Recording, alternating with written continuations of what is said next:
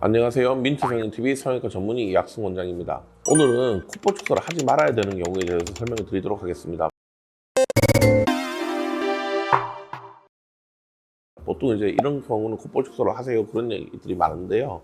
실제로는 하면 안 되는 경우를 알아서 피하는 것이 훨씬 더 중요합니다. 해서 이상해지는 경우들이 있는데 요즘 해서는 안 될 코들에 대해서 콧볼 축소 같은 걸 해가지고서 나중에 문제가 돼서 오시는 분들이 많은데요. 대부분 그렇게 문제가 돼서 오시는 분들을 해결을 해드리기 어렵습니다. 콧볼 축소는 이미 살을 다 잘라버렸기 때문에 복원을 하는 게 현실적으로 너무 어렵거든요.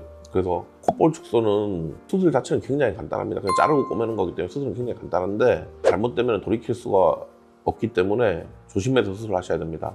코 수술이 훨씬 더 큰 수술이지만 코 수술은 잘못되면은 재수술을 해가지고 어느 정도 복원을 할 수가 있거든요. 근데 콧볼 축소는 살을 잘라버리기 때문에 복원을 못 합니다. 그래서 이제 콧볼 축소를 하면 안 되는 경우에 대해서 알아보도록 하겠습니다. 먼저 코 수술이 필요한 경우입니다. 코끝이 많이 처져가지고 있는 경우, 그런 경우에 코끝이 처지니까 콧볼이 이렇게 퍼져 보이게 되는데요. 그 경우는 코를 수술해야지 콧볼 축소를 해서는 안 됩니다. 물론 내가 앞으로도 영원히 코 수술을 안 하겠다는 생각이면은 콧볼 축소를 하셔도 되는데요.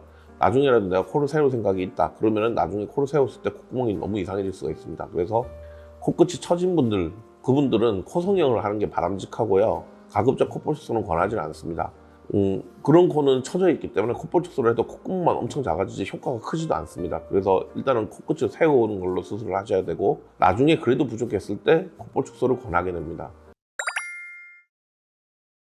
두 번째 케이스인 분들은 수술하고 나서 콧구멍 모양이 이상해질 수 있는 분들입니다. 보면은 상담 오시는 분들 보면요, 제가 보기에 콧볼이 지금도 너무 작은데 콧볼 축소에 거기 꽂히셔가지고서 면봉도 안 들어갈 정도의 크기인데 더 줄이고 싶다고 하는 말도 안 되는 소리를 하시는 분들이 있거든요. 줄이려고 해도 줄일 부분이 없는 분들이 있어요. 그런 분들은 줄이시면 안 되죠.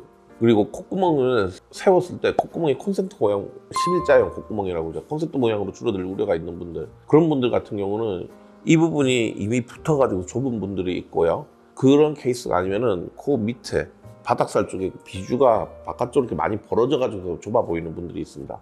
그런 분들은 콧볼 축소를 조금만 확 해버리게 되면 콧구멍이 확 붙어가지고서 완전 콘센트 구멍처럼 너무 좁아지게 되거든요. 그런 분들도 줄이시면 안 됩니다. 그리고 또 콧구멍 모양이 이상해질 수 있는 경우가 비익퇴축 3형, 콧구멍이 바깥쪽으로 향해 있는 경우, 그 경우 줄이게 되면은 콧구멍이 지금 이렇게 벌어져 가지고 있는데 밑에가 줄면 더 이렇게 바깥쪽으로 벌어진 모양이 되고 모양이 이상하게 됩니다. 그런 분들도 콧볼 축소를 하시면 안 됩니다. 그러면은 밑에를 안 줄이고 옆에 외측으로 하면 되지 않나요? 라고 물어보시는 분들이 있는데 그 콧구멍을 외측 절개를 했을 때도 콧구멍이 삼각형 모양으로 뾰족하게 변하기 때문에 콧구멍 모양이 이상하게 됩니다. 그래서 그런 경우는 콧구멍 모양이 이상해질 우려가 있는 분들은 수술을 하시면 안 됩니다. 제일 마지막 케이스가 조금 골치 아픈 케이스인데요. 정면에서 보면은 분명히 코가 뚱뚱해 보이는데 밑에서 보면 콧구멍이 작은 분들이 있습니다. 이거는 이제 좁은 게 아니고 그냥 작은 분들이 있거든요. 이분들은 대부분 정면에서 이제 코가 커 보이는 이유가 복코고 콧볼이 커 보이는데 대부분 피부가 두꺼운 분들입니다. 복코의 원인 중에 피부 두꺼운 경우가 굉장히 많거든요. 근데 이분들은 콧볼 피부까지 같이 두꺼운 분들인데 이분들은 밑에서 봤을 때 피부가 두껍고 콧구멍이 작은 분들이 많아요. 이런 분들 같은 경우는 줄이게 되면 조금 모양이 이상합니다. 정면에서는 좀 어느 정도 줄어 보이긴 하는데 피부 두께는 그대로 있기 때문에 많이 줄어 보이진 않습니다. 그냥 효과가 좀 미미하고 약간밖에 안 줄어 보이는데 밑에서 봤을 때는 피부는 두꺼운데 줄여놓고 나면 콧구멍은 또 너무 작아지거든요.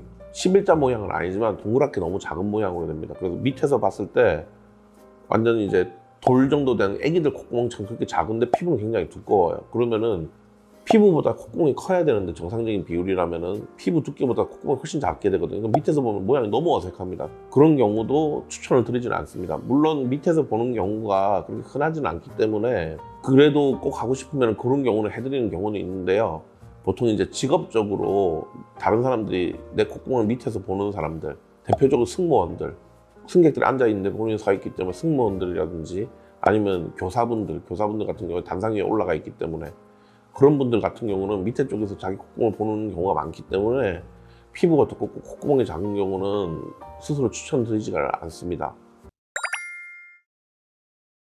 그리고 호흡 기능에 문제가 있는 분들, 물론 콧구멍 때문에 그렇게 많이 영향을 받을 확률은 크지는 않은데요. 다른 쪽에 이제 내비밸브의 문제라든지 비중격 망곡이라든지 비염이 있어서 가뜩이나 숨쉬기 불편한데 콧구멍까지 줄여버리면 콧구멍 크기가 결국 외 비밸브 역할을 하게 되기 때문에 그 들어오는 유입량이 줄 수가 있어서 숨 쉬는 게 조금 답답해질 수가 있습니다. 호흡이 힘든데 콧구멍이 별로 크지 않은 경우, 그런 경우는 추천을 잘 드리진 않습니다.